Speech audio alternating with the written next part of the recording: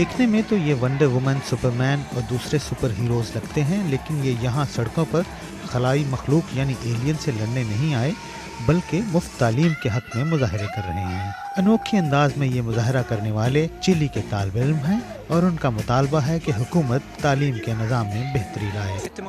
یہ تحریک آگے بڑھ رہی ہے اور کمزور نہیں ہو رہی، جیسا کہ حکومت کہہ رہی ہے، اور یہ عمل یہ ظاہر کرتا ہے کہ ہم مفت تعلیم کے حق میں کتنے پرجوش ہیں۔ طالب علم چاہتے ہیں کہ پرامن طریقے سے اپنی لڑائی جاری رکھی جائے اور لوگوں تک پیغام زیادہ سے زیادہ پہنچے، اسی لیے انہوں نے یہ طریقہ اپنایا ہے۔ چلی کے یونیورسٹی اور ہائی اسکولوں کے طالب علم یہ مظاہرہ گزشتہ 2 ماہ سے کر رہے ہیں اور ان کے مطالبات میں تعلیم کے نظام میں تبدیلی کے علاوہ یونیورسٹی کی فیس میں کمی اور سستے بس پاس کا حصول بھی شامل ہے۔